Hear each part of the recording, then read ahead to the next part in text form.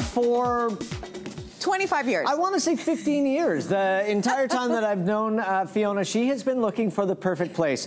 Many people have tried to satisfy that need for Fiona. Only one person has been able to do it. Sarah Daniels found me the perfect home, purchased and moved in. Yay! High five, girlfriend. 15 years, Sarah. No. We did so well, though. We did so well. Really well. So we had some like glitches along the way, but when we found it pays to be picky? Okay. It does. Can we also say, and I mean this as a compliment not only to you, but to your profession and as something that all clients should think about, it makes such a difference when people find the right realtor, when they take that time to find the right person, because you two went click and all of a sudden it happened. Well, I had a knife to her back. Yeah. It's really, no. She also, you know what? You're just jerk enough. It was perfect. I know. But the thing is that, like, she's very specific about what she wants, and which is great, because then you don't have to waste time going, because we only looked at about 10 places over the past. Yeah. And we had the Gong Show last year. Yeah. Which, thank heavens, led to the loveliness. Everybody needs a deal to fall through to learn about, something better comes along. It did. Much better. Much better. It was awesome. Anyway, on just like boys. Look at both Fiona and I go. Wait a minute. Really? Is that how it works? What are you talking about? Not me. No.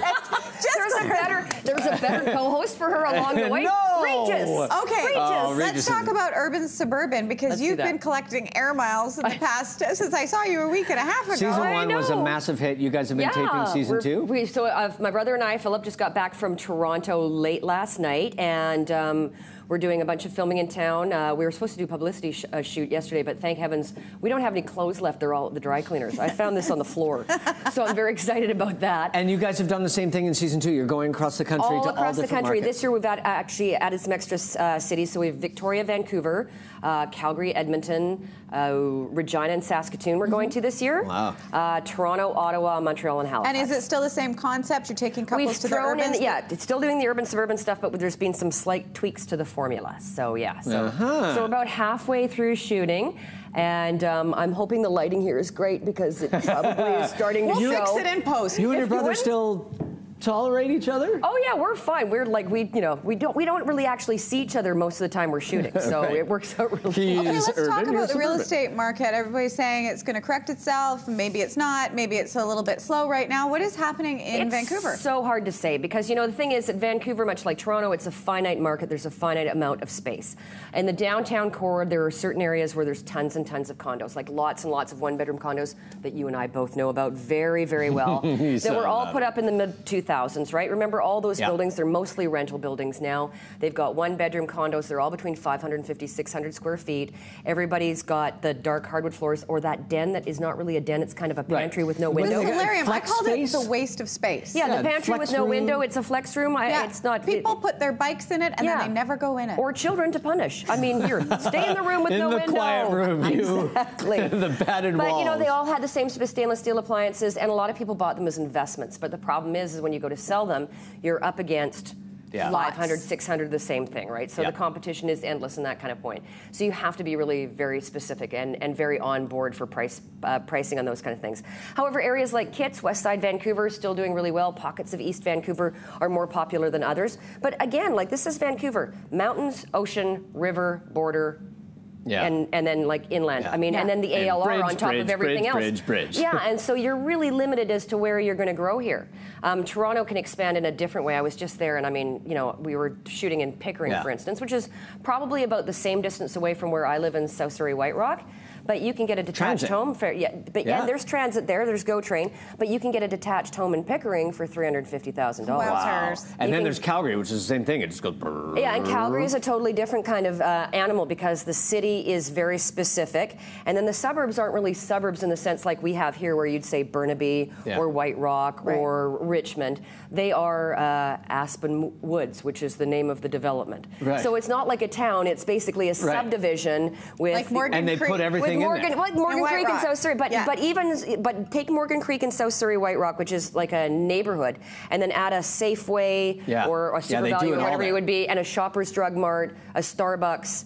and a doctor's office. Okay, and that's let's talk about one of the developments that we're looking at today specifically. Where is Waterstone. This? Now, this is on 64th between 194th and 196th in the Langley-Surrey border. Yeah. And this is all about, there's a lot of people. I deal with lots of people in this kind of dilemma. A demographic shift. They've got the big house that you want, Mike. Yeah. And the thing is that they're going, okay, we've got 3,000 square feet, but we're not ready to go down to 650 square feet. What do we do in the interim? And the real dilemma is, okay, we've got 4 bedrooms, all the furniture. People at a certain age, and it's probably my age, but I'd like to say certain age is a little bit older, are trying to downsize. Yeah. And if they're smart, I'm 48. If they're smart and they've got kids in their early 20s, they should be selling before the kids move back in. Yeah. Get them out. Get them out. And there's nowhere for them to move back into. Get them out and bring the drawbridge. Which is exactly what my parents did. Exactly. So this is what you get. Like, this is the kind of thing. And again, it's going to be all about taking your furniture and sort of moving it out. It's all about being at a certain age and going, okay, you know what? Well, we don't really necessarily want to be on a high rise, but we want to have all the amenities available. And you can see that you're getting like the huge Beautiful bathrooms finishing, with the great finishes, big bathrooms with 2 sinks, etc., like the heated floors, all those kind of good things. The kitchens with granite countertops. And this is a common area. This is a common area. There's a 15,000 square feet of common area there. I would like this to be my next apartment. Absolutely. So you've got green space, but not only that, 64th, 194th, 196th area is right in the heart of central Langley, and that area is completely booming. You've got Willowbrook Mall really close by. You've got a lot of big box shopping. It's very close to the number 1, 64th this Highway looks 10. Amazing.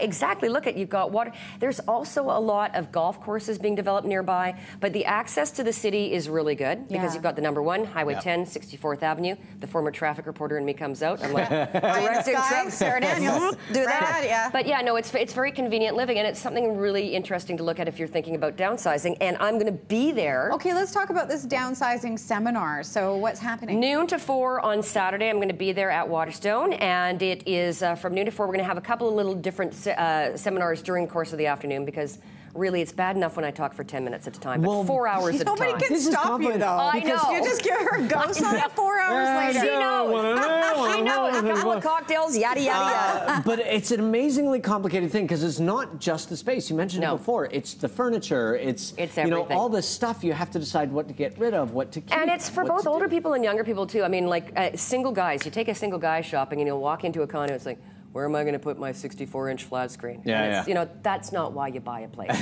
Whereas a lot of older people, when they're... It's not?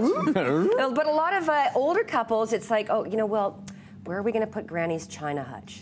Well, did you ever really want Granny's China hutch? How often are you using the China in the hutch? Exactly, and the grand piano that you've carted all over Hell's Half Acre, do you still need that either? So you've really got to be really, really ruthless in going through your stuff. It's kind of like Hoarders 101. Well, when you moved, as you know, and you were going to the same sort of size. Oh, I just got rid of it. I had no problem. I was just move it out. Yeah, get she's rid of not a hoarder. But weren't you surprised at how much stuff that you had after all those years? Oh, yeah. Yeah, and you think that you're being ruthless while you're living there, and then you realize... You're like, where did this come from? Oh, my God. It's amazing how you can live to your space, and you do live to your space. Well, big, Sarah, small, thank you so much. I can tell you, she's the best real estate agent in town, people. My 2 thumbs up here. Of course, you can catch Sarah on HGTV's Urban Suburban, and that's airing on Sunday. And if you want to go to the downsizing seminar, make sure that you check it out. You can also follow her on the Twitter. Very nice. Waterstone on, give the dates again. When is it? It's this Saturday, June the 16th, between noon and 4. The location is 64th Avenue between 194th and 196th in Langley-Surrey border. Go check it out. She doesn't talk much, so no, I'm really you'll quiet. have to pull the conversation out of her. We're going to take a break.